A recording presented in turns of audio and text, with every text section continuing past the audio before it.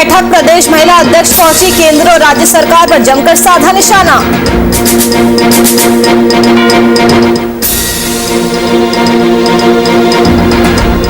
पाकुड़ में लगाया गया जनता दरबार, हफ्ते में 2 बार किया जाएगा आयोजित, जनता की फरियाद सुनने का दिलाया भरोसा।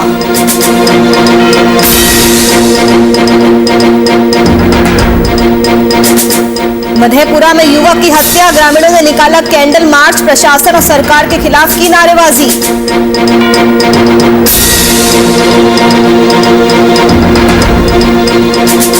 और मधुबनी में भारत नेपाल के बीच बैठक हुई संपन्न, आला अधिकारी हुए शामिल, लिए गए अहम फैसले।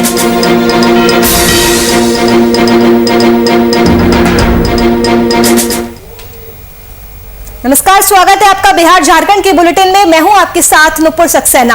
बढ़ते हैं खबरों की ओर। आरजेडी के महिला प्रकोष्ठ की प्रदेश अध्यक्ष डॉक्टर उर्मिला ठाकुर मुंगेर पहुंची। महिला विंग को पंचायत से लेकर बूथ स्तर तक महिला संगठन को और मजबूत बनाने को लेकर 1 दिवसीय बैठक में भाग लेने के लिए वो मुंगेर पहुंची थी। जब मीडिया से बातचीत में महिला प्रदेश अध्यक्ष ने केंद्र और राज्य सरकार पर जमकर निशाना साधा। उन्होंने कहा कि केंद्र से लेकर राज्य तक में 2 से लेकर 60 साल की कोई भी महिला सुरक्षित नहीं है। प्रदेश अध्यक्ष ने केंद्र की मोदी सरकार और राज्य की नीतीश सरकार पर महिलाओं के प्रति पक्षपात करने का आरोप लगाते हुए कहा कि नीतीश सरकार में जहां महिलाएं अपने हक मांगने के लिए सड़कों पर उतरती है तो उसे पुलिसिया तंत्र से दबाने का काम किया जाता है।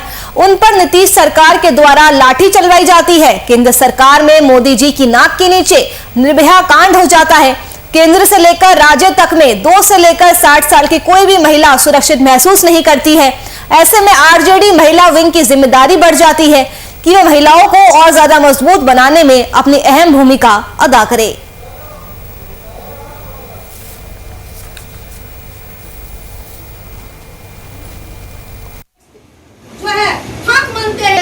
गरीब गुरबा लोग जाकर के जिला में जब डीएम और एसपी से आंख नजर में नजर मिलाकर आरक्षण लागू किए जननायक कर्पूरी ठाकुर, जिनके बदले गाली सुनना पड़ा। कोटे से आएगा वो आरक्षण कोटा में जाएगा और जो मेधा लिस्ट से आएगा वो मेधा किए। उपेंद्र कुशवाहा माझी जी अपने जाति का सम्मेलन किए।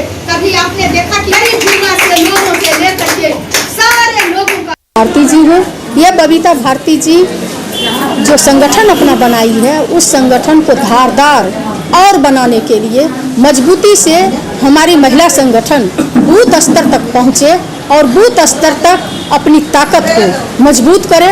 उसी के लिए आज मैं मुंगेर में आई हूँ, अपनी संगठन को मजबूती के लिए। महिला भी है, पार्टी कोई भी हो, निश्चित रूप से हमारी पार्टी राष्ट्रीय जनता दल आदरणीय लालू प्रसाद जी हमेशा महिला के सम्मान के लिए ही नहीं बल्कि जोर जुर्म के टक्कर के लिए हमेशा संघर्ष के लिए तैयार रहे। पाकुड़ में हफ्ते में 2 दिन सोमवार और शुक्रवार को उपायुक्त पाकुड़ द्वारा जनता दरबार का आयोजन किया जा रहा है। जिले के सभी प्रखंडों से जनता अपनी अलग अलग समस्याओं को लेकर उपायुक्त कार्यालय कक्ष में उपायुक्त के सामने अपनी फरियादें लेकर आते हैं, जिन्हें उपायुक्त वरुण रंजन जनता दरबार के जरिए जनता की समस्याओं को संबंधित अधिकारियों से संपर्क कर हल करने के निर्देश देते हैं। वहीं ज्यादातर शिकायतें भूमि, सामाजिक सुरक्षा, पेंशन योजना, खाद्य आपूर्ति विभाग, प्रधानमंत्री आवास योजना आदि से संबंधित थी। तो उपायुक्त ने जनता दरबार लगाया, जिसमें जनता अपनी अलग अलग समस्याओं को लेकर उपायुक्त कार्यालय कक्ष में उपायुक्त के सामने अपनी फरियादें लेकर आते हैं, जिन्हें उपायुक्त वरुण रंजन जनता दरबार के जरिए जनता की समस्याओं को सुनते हैं और संबंधित अधिकारियों को समस्याओं को हल करने का निर्देश भी देते हैं। आपको बता दें कि जनता दरबार हफ्ते में 2 दिन लगाया जाता है। सोमवार और शुक्रवार को उपायुक्त पाकुड़ जनता दरबार लगाते हैं। जिले के सभी प्रखंडों से जनता भारी संख्या में अपनी विभिन्न समस्याओं को लेकर उपायुक्त कार्यालय कक्ष में उपायुक्त के सामने अपनी फरियादें लेकर आते हैं, जिन्हें उपायुक्त वरुण रंजन जनता दरबार के जरिए जनता की समस्याओं को संबंधित अधिकारियों से संपर्क कर उनका समाधान करने के निर्देश देते हैं। वहीं आपको बता दें कि ज्यादातर शिकायतें भूमि, सामाजिक सुरक्षा, पेंशन योजना, खाद्य आपूर्ति विभाग, पीएम आवास योजना आदि से संबंधित थी।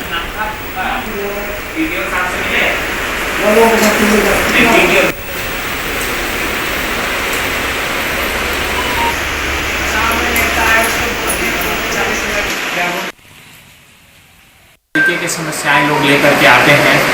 सरकार, कई लोग होते हैं जिनको सरकारी योजनाओं का लाभ नहीं मिल रहा होता है किसी कारण से, उसको लेकर के लोग आते हैं। कोई पेयजल की समस्या का, रोड सड़क की समस्या को लेकर के आते हैं। कई लोग ऐसे आते हैं जिनका पेंशन, वृद्धा पेंशन या विधवा पेंशन किसी कारण से बंद हो गया है या नहीं मिल रहा है। कई लोग जो है सो PDS राशन की समस्या को लेकर के आते हैं, या जाति प्रमाण पत्र, आय प्रमाण पत्र को लेकर के आते हैं। तो जो भी उनकी समस्याएं रहती हैं, जिला प्रशासन की यही कोशिश रहती है कि हम लोग उसको तुरंत निपटाएं।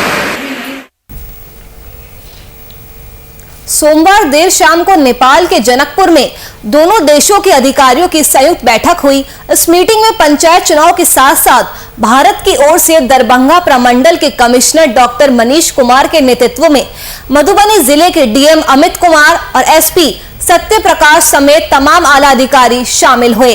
पंचायत चुनाव शांतिपूर्ण तरीके से संपन्न कराने के लिए दोनों देशों के अधिकारियों के बीच सीमावर्ती इलाके में कानून व्यवस्था बनाए रखने को लेकर एक दूसरे को सहयोग करने की रणनीति बनाई गई। साथ ही दोनों देशों के बॉर्डर इलाके में तत्काल प्रभाव से वाहनों की चेकिंग शुरू करने, मतदान के दिन सीमावर्ती क्षेत्रों में जरूरी सेवाओं से जुड़े वाहनों को छोड़कर बाकी सभी वाहनों की आवाजाही पर पूर्ण रूप से रोक लगाने, यहां दोनों देशों की ओर से सघन गश्ती अभियान चलाने, असामाजिक तत्वों पर कड़ी निगरानी रखने और मतदान के एक दिन पहले नेपाल के सीमावर्ती इलाकों में ड्राई डे रखने का फैसला लिया गया है। तो नेपाल के जनकपुर में दोनों देशों के अधिकारियों की संयुक्त बैठक का आयोजन किया गया। इस मीटिंग में बिहार के पंचायत चुनाव को लेकर मंथन किया गया है। इसके अलावा पंचायत चुनाव के साथ साथ भारत की ओर से दरभंगा प्रमंडल के कमिश्नर डॉक्टर मनीष कुमार के नेतृत्व में मधुबनी जिले के DM अमित कुमार और SP सत्य प्रकाश समेत तमाम आला अधिकारी भी शामिल हुए। पंचायत चुनाव शांतिपूर्ण तरीके से कराने के लिए दोनों देशों के अधिकारियों के बीच सीमावर्ती इलाके में कानून व्यवस्था बनाए रखने को लेकर एक दूसरे को मदद करने की रणनीति बनाई गई। साथ ही दोनों देशों के बॉर्डर इलाके में तत्काल प्रभाव से वाहनों की चेकिंग शुरू करने, मतदान के दिन सीमावर्ती क्षेत्र में जरूरी सेवाओं से जुड़े वाहनों को छोड़कर बाकी सभी वाहनों की आवाजाही पर पूर्ण रूप से रोक लगाने, यहां दोनों देशों की ओर से सघन गश्ती अभियान चलाने, असामाजिक तत्वों पर कड़ी निगरानी रखने और मतदान के एक दिन पहले नेपाल के सीमावर्ती इलाकों में ड्राई डे रखने का फैसला लिया गया है। तो नेपाल के जनकपुर में दोनों देशों के अधिकारियों के बीच बैठक का आयोजन किया गया। इस मीटिंग में मधुबनी जिले के DM और SP भी शामिल रहे। इस मीटिंग में कानून व्यवस्था बनाए रखने के लिए रणनीति बनाई गई है।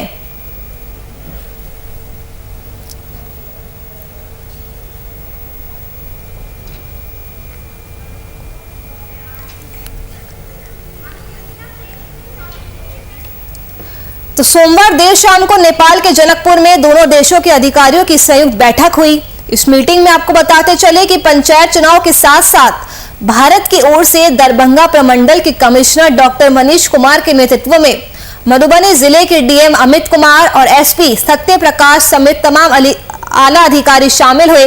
पंचायत चुनाव शांतिपूर्ण तरीके से संपन्न कराने के लिए दोनों देशों के अधिकारियों के बीच सीमावर्ती इलाके में कानून व्यवस्था बनाए रखने को लेकर एक दूसरे को सहयोग करने की अपील की गई। साथ ही दोनों देशों के बॉर्डर इलाके में तत्काल प्रभाव से वाहनों की चेकिंग शुरू करने, मतदान के दिन सीमावर्ती क्षेत्रों में जरूरी सेवाओं से जुड़े वाहनों को छोड़कर बाकी सभी वाहनों की आवाजाही पर पूर्ण रूप से रोक लगाने, यहां दोनों देशों की ओर से सघन गश्ती अभियान चलाने, असामाजिक तत्वों पर कड़ी निगरानी रखने और मतदान के एक दिन पूर्व नेपाल के सीमावर्ती इलाकों में ड्राई डे रखने का फैसला लिया गया है। तो नेपाल के जनकपुर में दोनों देशों के अधिकारियों के बीच संयुक्त बैठक का आयोजन किया गया। इस मीटिंग में मधुबनी जिले के DM और SP भी शामिल हुए। इस मीटिंग में पंचायत चुनाव को देखते हुए कानून व्यवस्था बनाए रखने की रणनीति बनाई गई है। तो बैठक में कई अहम फैसले भी लिए गए, जैसे मतदान के दिन सीमावर्ती क्षेत्रों में जरूरी सेवाओं से जुड़े वाहनों को छोड़कर बाकी सभी वाहनों को आने जाने की बिल्कुल भी रोक लगाई जाए। उसके बाद यहां दोनों देशों की ओर से सघन गश्ती अभियान चलाने, असामाजिक तत्वों पर कड़ी निगरानी रखने जैसे अहम फैसले लिए गए। समस्तीपुर जिले के व्यवहार न्यायालय ने विभूतिपुर से JDU के पूर्व विधायक राम बालक सिंह और उनके भाई लाल बाबू सिंह को CPM नेता ललन सिंह पर जानलेवा हमला करने के मामले में 5 साल की सजा के साथ 15,000 रुपए अर्थदंड की सजा सुनाई है। मिली जानकारी के अनुसार 21 साल पहले विभूतिपुर थाना क्षेत्र के शिवनाथपुर गांव में शादी में शामिल होने जा रहे सीपीएम नेता ललन सिंह पर पूर्व विधायक राम बालक सिंह और उनके भाई लाल बाबू सिंह ने जानलेवा हमला किया था। इसी कड़ी में पूर्व विधायक ने सीपीएम नेता को पकड़ने की कोशिश की, लेकिन वे भाग निकले। इसके बाद पीछा करते हुए उस पर फायरिंग की गई, जिसमें वे गंभीर रूप से घायल हो गए थे। फिर भी वे घायल अवस्था में भागने में सफल रहे। इलाज के क्रम में उनकी हाथ की 4 उंगलियां काटनी पड़ी थी। इस संबंध में विभूतिपुर थाने में प्राथमिकी भी दर्ज कराई गई थी। लंबे समय तक इसे लेकर न्यायालय में दोनों पक्षों के बीच जमकर बहस हुई, जिसमें सरकार की ओर से प्रभारी पीपी रमेश प्रसाद सिंह, एपीपी गौड़ी ने न्यायालय में अपना पक्ष रखा था।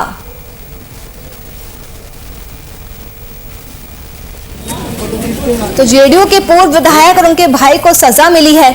सीपीएम नेता ललन सिंह पर जानलेवा हमला करने का ये पूरा मामला है। 5 साल की सजा के साथ 15,000 रुपए अर्थदंड की सजा सुनाई गई है। तो आपको बता दें कि समस्तीपुर जिले के व्यवहार न्यायालय ने विभूतिपुर से जेडीयू के पूर्व विधायक राम बालक सिंह और उनके भाई लाल बाबू सिंह को सीपीएम नेता ललन सिंह पर जानलेवा हमला करने के मामले में 5 साल की सजा के साथ 15,000 रुपए अर्थदंड की सजा सुनाई है। मिली जानकारी के मुताबिक 21 साल पहले विभूतिपुर थाना क्षेत्र के शिवनाथपुर गांव में शादी में शामिल होने जा रहे सीपीएम नेता ललन सिंह पर पूर्व विधायक राम बालक सिंह और उनके भाई लाल बाबू सिंह ने जानलेवा हमला किया था और इस क्रम में पूर्व विधायक ने सीपीएम नेता को पकड़ने की कोशिश की, लेकिन वे भाग निकले। इसके बाद पीछा करते हुए उन पर फायरिंग भी की गई, जिसमें वे गंभीर रूप से जख्मी हो गए थे। फिर भी वो जैसे तैसे घायल अवस्था में भागने में सफल रहे। इलाज के दौरान उनकी हाथ की 4 उंगलियां काटनी पड़ी थी। इस संबंध में थाने में मामला भी दर्ज कराया गया था। लंबे समय तक इसे लेकर कोर्ट में सुनवाई हुई। दोनों पक्षों के बीच जमकर बहस हुई, इसमें सरकार की ओर से प्रभारी पीपी रमेश प्रसाद सिंह, एपीपी गौड़ी ने कोर्ट में अपना पक्ष रखा था। हाँ रुकिए ना, हाथ चला रहे हैं।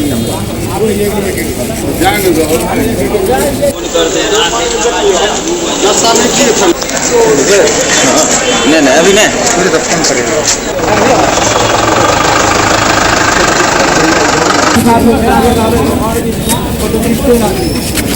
भैया हाँ रुकिए ना, हाथ चला रहे हैं। से संतुष्ट है। यह बहुत बड़ा दमंग व्यक्ति थे। आज तक अपने पैसे के बदौलत और पैरवी के बदौलत बचते रहे, लेकिन आज 21 साल के बाद न्यायालय ने न्याय दिया है। हम इस न्याय से खुश हैं और हम कहना चाहते हैं कि कोई भी व्यक्ति अपराध के खिलाफ लड़ सकता है और न्यायालय में न्याय उसे मिलेगा, यह भरोसा रखें। क्या ठीक है, इसके खिलाफ हम लोग हाई कोर्ट में जाएंगे। माननीय न्यायालय का फैसला है, जिसके खिलाफ हम लोग हाई कोर्ट में जाएंगे। 3 साल की सजा सुनाई गई है 324 में, और 27 आर्म्स एक्ट में 5 साल की सजा सुनाई गई है। इसके खिलाफ हम लोग हाई कोर्ट में जाएंगे। 15,000 रुपये का अर्थदंड। चलिए रुकें एक छोटे से ब्रेक के लिए, कहीं मत जाइएगा, जल्द हाजिर होंगे।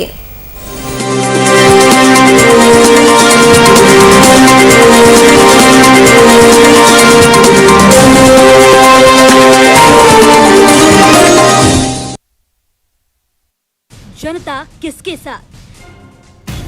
चुनावी महाअभियान पर महाभारत, पलायन, परिवार और पॉलिटिक्स, कोरोना, किसान और आंदोलन, छोटी से बड़ी खबरों पर पैनी नजर। देखिए वीआईपी न्यूज अब एयरटेल के 348 नंबर पर। जहां नदियों में आसमान की छाया हो, जहां सड़कों पर बादलों का डेरा हो, जहां हरे भरे पेड़ पहाड़ों का श्रृंगार करें, जहां सूरज आसमान को छोड़ने के लिए पहाड़ों से ऊंचा उठने का प्रयास करता हो, जहां भाषा में सुंदरता और हर व्यक्ति के माथे पर चमक है। शहर से नफरत नहीं मुझे, बस ये मेरो पहाड़ है।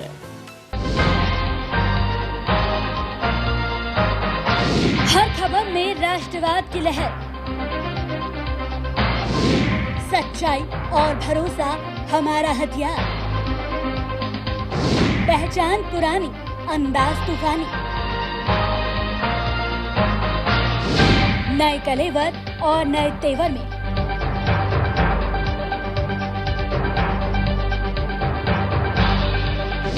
वीआईपी न्यूज अब एयरटेल नंबर 348 पर।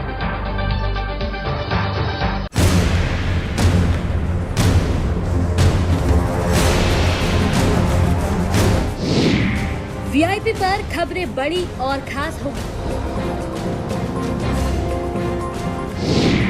असल वजहों की वीआईपी को तलाश होगी।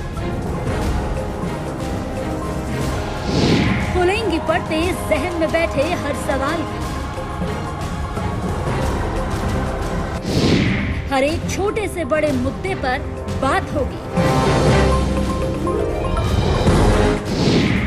हर वो जवाब जो है आपके लिए अहम। जानना है हमारी जिम्मेदारी।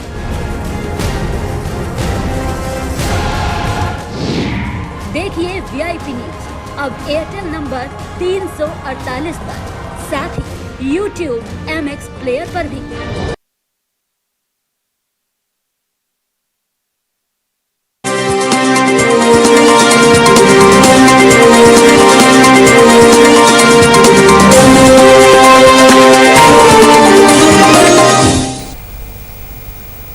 ब्रेक के बाद आप सभी का एक बार फिर से स्वागत है। चलिए बढ़ते हैं खबरों की ओर। बिहार के मधेपुरा जिले के मुरलीगंज में पिछले दिनों दिग्घी गांव में एक युवक की मुजफ्फरपुर में हत्या कर शव को लवारिस हालत में फेंक देने की घटना को अंजाम दिया गया था। युवक सालों से मुजफ्फरपुर जिले के बाजार में पतंजलि आरोग्य केंद्र पर कैश मैनेजर के तौर पर काम करता था। वहीं सोमवार की शाम दिग्घी गांव के 7 प्रखंड क्षेत्र के सैकड़ों लोगों ने कैंडल मार्च निकालकर मुजफ्फरपुर प्रशासन और राज्य सरकार के खिलाफ जमकर नारेबाजी की। वहीं हरीश रंजन सिंह को न्याय दिलाने और हत्यारे की गिरफ्तारी की मांग की जा रही थी। हरीश की हत्या से पूरा परिवार सदमे में है। घटना की सूचना मिलने के बाद मृतक युवक हरीश रंजन के बड़े भाई मनीष रंजन गांव के एक व्यक्ति के साथ पहुंचे थे, जहां SKMCH हॉस्पिटल के बरामदे में उनके भाई का शव लवारिस हालत में रखा हुआ था।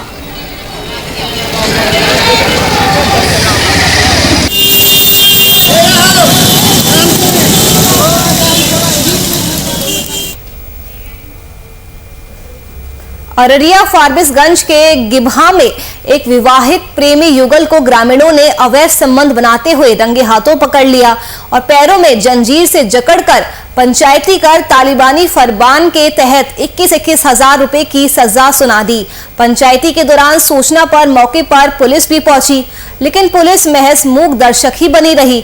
कहा जाता है कि महिला शराब का अवैध निर्माण कर बिक्री करने का काम करती थी और युवक हर दिन शराब पीने आया करता था और इसी कड़ी में दोनों के बीच प्रेम हो गया।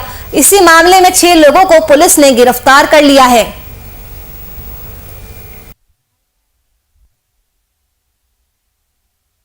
तो प्रेमी युगल को ग्रामीणों ने अवैध संबंध बनाते हुए रंगे हाथों पकड़ लिया। दोनों विवाहित हैं और दोनों के ही बच्चे भी हैं। तालिबानी फरमान के तहत 21-21 हजार रुपए की सजा सुनाई है। तालिबानी फरमान के तहत 21-21 हजार रुपए की दोनों को सजा सुनाई गई है। पुलिस इस दौरान मूक दर्शक बनी रही। बताया जा रहा है कि महिला शराब का अवैध निर्माण कर बिक्री करने का काम करती थी और युवक हर दिन शराब पीने आया करता था और इसी कड़ी में दोनों के बीच प्यार हो गया। इस मामले में 6 लोगों को पुलिस ने गिरफ्तार कर लिया है और आगे की कार्रवाई शुरू कर दी है।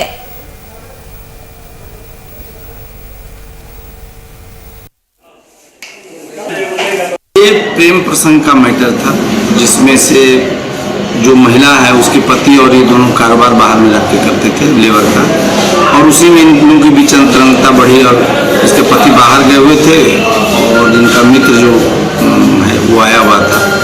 उसी क्रम में आपत्तिजनक अवस्था में स्थानीय लोग के द्वारा पकड़ लिया गया था और पकड़ करके उनके साथ मारपीट की घटना की गई। साथ ही उनको जबरदस्ती नग्न कर करके और फोटो वगैरह लिया गया। मुजफ्फरपुर में सिलेंडर फटने से मां के साथ 4 बच्चे भी झुलस गए, जबकि बच्चे की मां बुरी तरह से जल गई। बता दें कि खाना बनाने के दौरान गैस रिसाव के चलते यह हादसा हुआ है। हादसे में मां सहित उसके 3 बच्चे झुलसकर घायल हो गए, जिन्हें इलाज के लिए अस्पताल में भर्ती कराया गया, लेकिन इलाज के दौरान तीनों बच्चों की मौत हो गई। मां की हालत नाजुक बताई जा रही है। ये घटना मीनापुर क्षेत्र के नंदना गांव की बताई जा रही है। तो मुजफ्फरपुर की ये खबर, जहां पर सिलेंडर फटने से मां के साथ 4 बच्चे झुलस गए। गैस रिसाव की वजह से पूरा हादसा हुआ। इलाज के दौरान 3 बच्चों की मौत हो गई, जबकि अभी भी मां की हालत नाजुक बताई जा रही है। ये पूरी घटना मीनापुर क्षेत्र के नंदना गांव की बताई जा रही है। तो मुजफ्फरपुर जिले में सिलेंडर फटने से मां के साथ 4 बच्चे झुलस गए, जबकि बच्चे की मां बुरी तरह से जल गई। बता दें कि खाना बनाने के दौरान गैस रिसाव की वजह से ये हादसा हुआ। इस हादसे में मां सहित उसके 3 बच्चे झुलसकर घायल हो गए, जिन्हें इलाज के लिए अस्पताल भेजा गया, लेकिन इलाज के दौरान तीनों बच्चों की मौत हो गई। वहीं मां की हालत अभी भी नाजुक बताई जा रही है। ये पूरी घटना आपको बता दें मीनापुर क्षेत्र के नंदना गांव की है।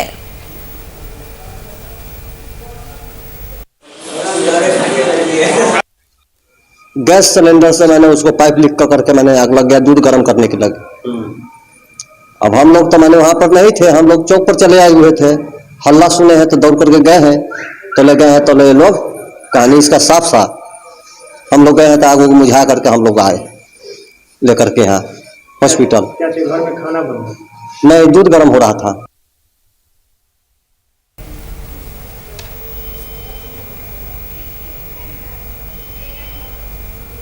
बिहार के लक्ष्य नहीं गांव की अगली घटना है, जिसमें गांव के ही नरेश गिरी ने अपनी बेटी की गलत तरीके से कुछ लोगों के द्वारा अश्लील वीडियो फोटो वायरल करने पर एक आवेदन धनहा थाने को दिया था।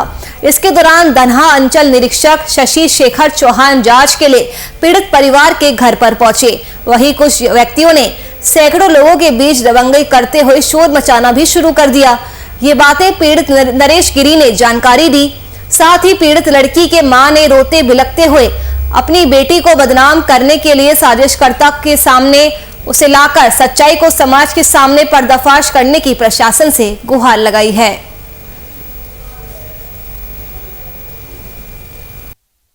इंस्पेक्टर साहब यहाँ इंक्वायरी में आई रहनी है और बाद इंक्वायरी में अले के बाद वो लोग दारू पी पे के युवा के नरेश। कौन लोग आए थे? नरेश यादव। उनके बाद कहाँ के हैं नरेश यादव? दक्षिण टोला के हैं, जो लक्षण का वो भी लक्षण के हैं। क्या मैटर है? मैटर यही है जो लड़की का हमारा फोटो वायरल किया है ये लोग कैले वालों। वही अथी में हम इंस्पेक्टर साहब के लगे हम थाने में केस कैले बानी, वही में सब आई रहा इंक्वायरी में। वही पर आके एने से दारू पी के मारा मारी जो करे खातिर आई, जो बहदर के गाड़ी देते हरीलाल के मारे खातिर तैयार भइल लोग। छपरा में मशरक महमदपुर NH 90 पर बंगला बाजार के पास मंगलवार की सुबह भारी मात्रा में अवैध अंग्रेजी शराब को उत्पाद विभाग की टीम ने जब्त किया। इस मामले में उत्पाद अवर निरीक्षक कुश कुमार ने बताया कि गुप्त सूचना के आधार पर बंसोही पुलिस चेकपोस्ट बॉर्डर पर कार को मशरक थाना पुलिस के सहयोग से जांच पड़ताल के लिए रोका गया। वहीं ग्रामीण इलाकों में जाने वाली सड़क पर तेजी से कार लेकर फरार होने लगा। जब पीछा किया गया तो वैगनार सवार 2 धंधेबाज बंगरा बाजार के पास वैगनार कार खड़ी कर चवर के रास्ते पानी में कूदकर फरार हो गए। कार की तलाशी में उसमें 15 कार्टन अंग्रेजी शराब जब्त की गई है, जो 180 लीटर के करीब है। वही फरार धंधेबाज की गिरफ्तारी के लिए पहचान की जा रही है।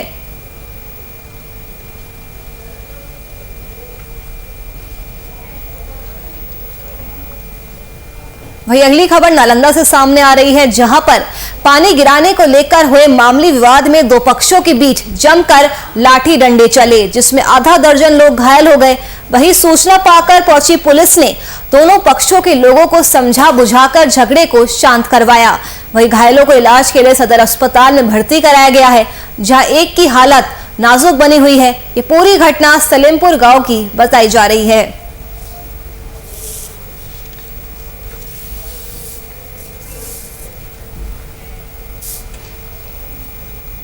चलिए फिलहाल के लिए इस बुलेटिन में मेरे साथ बस इतना ही। देश और दुनिया की तमाम खबरों के लिए आप बने रहिए हमारे साथ। नमस्कार।